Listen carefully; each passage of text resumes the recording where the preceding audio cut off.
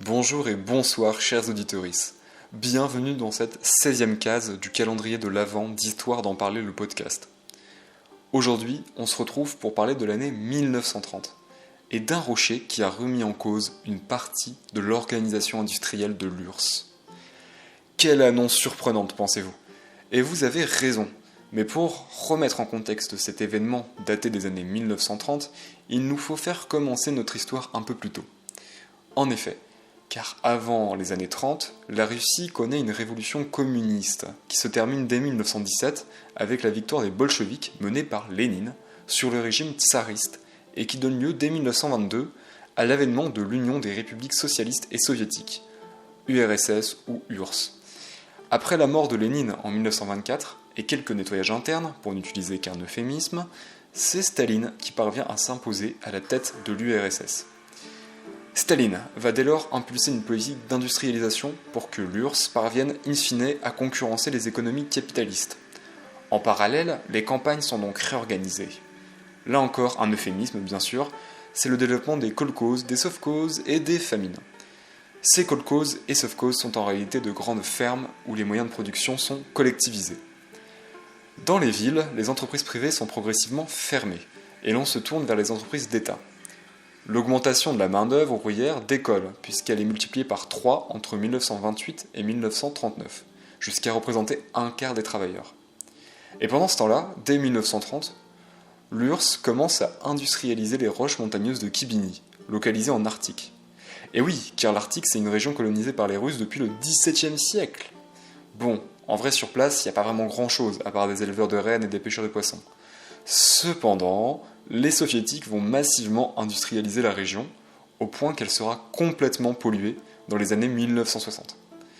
Alors, que s'est-il passé?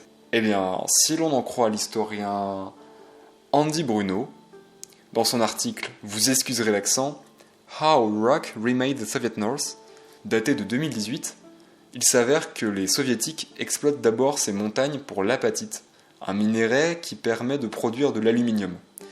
Mais en même temps qu'ils extraient ces rochers, ils vont découvrir que ces montagnes contiennent de la néphiline, une roche riche en phosphate, qui permet donc de créer des engrais, et oui.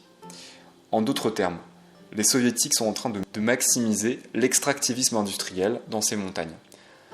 Littéralement, dès les années 30, on parle d'une forme de recyclage de la matière pour ne pas produire des déchets et que la mainmise sur les ressources naturelles soit totale.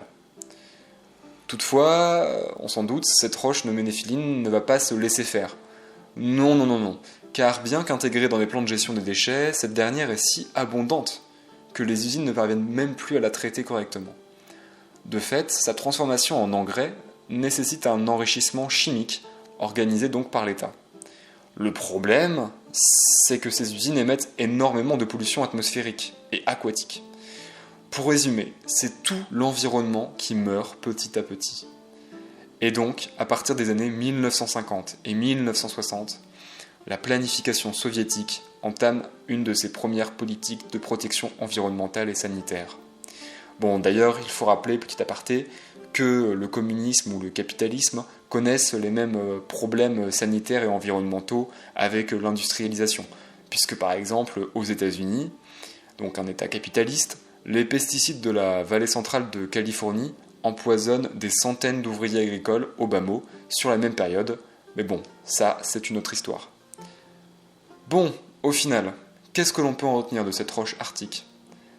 Eh bien, ce qu'il faut garder en tête, c'est que cette histoire environnementale de la néphiline, ça démontre déjà que l'industrialisation conduit à la dégradation sanitaire et environnementale de nos paysages. Et puis, que la perspective d'intégrer des non-vivants, donc là en l'occurrence une roche, dans l'histoire, eh bien c'est pertinent, en ce sens que ça permet de mieux appréhender l'évolution et l'organisation de nos sociétés. Voilà, c'est terminé pour la néphiline.